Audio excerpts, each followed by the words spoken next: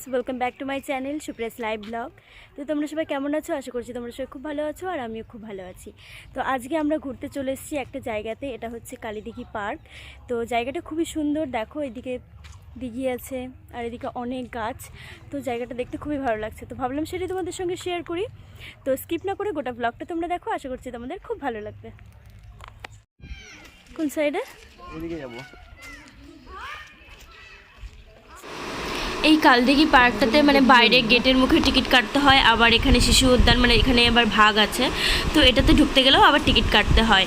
তো এই জায়গাটা বেশ ভালোই লাগছে বাচ্চাদের জন্য, আর আমরা অনেকটাই দুপুরবেলা চলে এসেছি, ওই জন্য এখানে কোনো লোকই নেই, মানে কোনো বাচ্চাই নেই। কারণ কি এখানটা হচ্ছে মানে আমরা এতটা রোদ্রের মধ্যে এসেছি, মানে আমরা এসেছি দুপুরবেলাতে, কারণ আমাদের বাড়ি থেকে পার্কটা তো একটু দূরে, তো আমাদের দুপুরবেলাতেই আসতে হলো। তো এই জন্য ভাবলাম যে বাচ্চারা বেশি নেই, ওই জন্য হয়তো দোলনাতে চান্স পাবো, বাট সেটা তো হলো না। যাই হোক, অন্যদিকে যাওয়া যাক।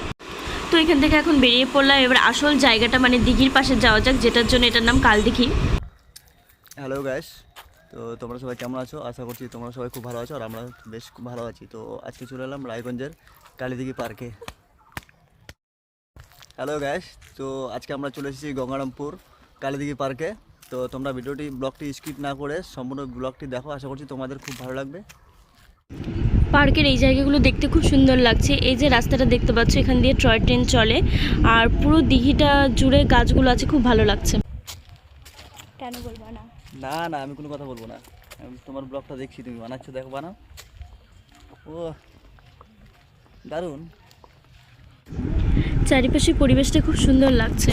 তো এই পুকুরটাও দেখতে, মানে পুকুর তো না, দিঘিটা দেখতে অনেকটাই ভালো লাগছে, মনে হচ্ছে এই গরমে যেন স্নান করে আসি পুকুরটা থেকে। তো যাই হোক, অনেক সুন্দর দেখতে। টুকটাক করে সম্পূর্ণটাই তোমাদের সঙ্গে শেয়ার করছি, আশেপাশে কিছু কিছু করে ফুটেজ নেওয়া হচ্ছে, সেগুলি তোমাদের সঙ্গে শেয়ার করছি।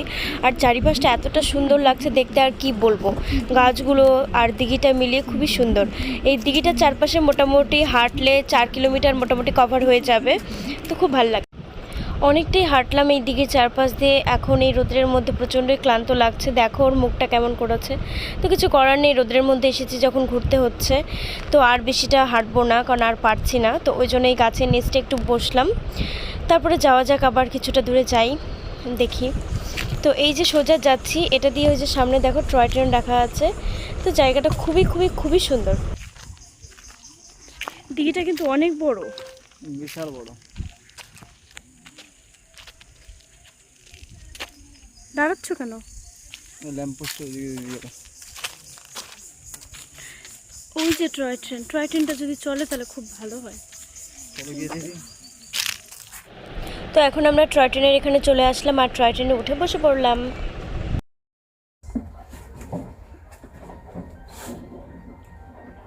তো এখন আমরা টয় ট্রেনে বসে আছি।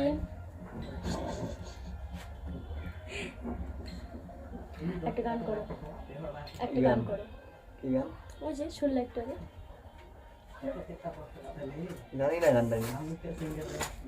টয় ট্রেন তো চললো না, ওই জন্য আমি দিঘির পাশে এই বোটগুলোর কাছে চলে আসলাম, আর ফাটাফাট কটা রিলস বানিয়ে নিলাম। কারণ আমরা দুপুরবেলা এসেছি, বিকালে আসলে হয়তো ট্রেন চলতো, তো কিছু করার নেই, আমাদের বাড়ি যেহেতু দূরে, তো ওরকমই ঘুরলাম। তো আমাদের সম্পূর্ণ পার্কটাই ভালো মতো ঘোরা হয়ে গেল, আর সেটাই তোমাদের সঙ্গে শেয়ার করলাম। তো তোমাদের কেমন লেগেছে অবশ্যই জানিও, আমাদের তো খুব ভালো লাগলো। তো এখান থেকে এখন বেরিয়ে যাচ্ছি, তো ভিডিওটা আর বেশি বড় করব না। তো চলো আজকের মতো টাটা, দেখা হচ্ছে আবার নেক্সট ব্লগে।